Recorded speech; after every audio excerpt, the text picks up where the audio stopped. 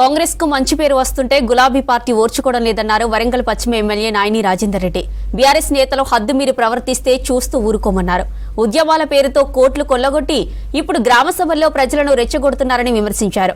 జనవరి 26 నుండి అర్హులైన లబ్ధిదారులకు సంక్షేమ పథకాలు అందిస్తామన్నారు. ఇక అబద్దాలతో రెచ్చగొట్టే వారిని ప్రజలు కట్టేసి కొట్టాలన్నారు. బీఆర్ఎస్ హయాంలో జరిగిన అక్రమాలు కాంగ్రెస్ ప్రభుత్వంలో జరగవన్నారు ఎమ్మెల్యే నాయని రాజేందర్ రెడ్డి.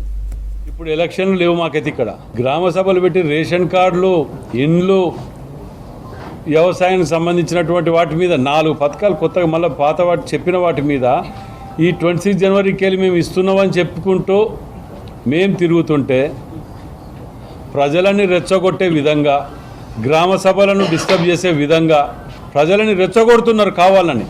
మొదటికెళ్ళి కూడా చూస్తున్నాం మనం. మహిళలకు ఇస్తే ఆటో వాళ్ళని రెచ్చగొట్టడం. గ్రామ సభకు వచ్చి తెలుసుకుంటే ఎదవలకు అర్థమవుతుంది. అసలు గ్రామ సభలకు రాకుండా రెచ్చగొట్టడమే పని పెట్టుకొని, శవాల మీద పేలాలు ఎరకతిట్టమే పని పెట్టుకొని, ఎంతసేపు సింపతి, సానుభూతి వీటి మీదనే చేసింది తప్ప మీరు చేసింది క్షుణ్ణం.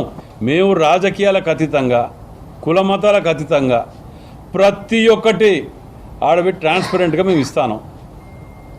వాటిని వదిలిపెట్టేసి రెచ్చగొట్టుకుంటూ పోవటం వలన ప్రజలని, పేదవాళ్ళని 10 ఏళ్ల తర్వాత వచ్చిన అవకాశాన్ని వాళ్ళు కోల్పోయే విధంగా వీళ్ళు వ్యవహరిస్తున్నారు. వీళ్ళు తీరు బట్టి చూసి చిన్న భిన్నం చేసి మేము ఎవరికైనా ఒక్క డబుల్ బెడ్రూమ్ వచ్చిందా అంటే ఒక్కరికి వచ్చిందని చెప్పినా ముక్కు నెలకు రాసి వెళ్ళిపోతాను గ్రామ సభలో చెప్పడం జరిగింది.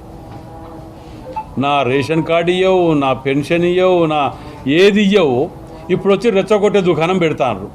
ఇలాంటి ఎదవలు ఎక్కడైనా రెచ్చగొట్టడానికి వచ్చి ఆడెవడైనా ఇది చేసే పని చేస్తే ఆ టెంట్ కిందనే కట్టేయండి. 10 ఏళ్ళకెళ్ళి నువ్వు ఇచ్చిన వాగ్దానం నెరవేర్చలేదు. సంవత్సరానికి ఇంత బట్టలు చింపుకోవాల్సిన అవసరం ఏమొచ్చిన ప్రజలు గమనిస్తలేరా? మీ స్థానం ఏంటిది? మిమ్మల్ని ఎక్కడుంచినరు? అసలు మీ పార్టీ అనేది ఉన్నదా?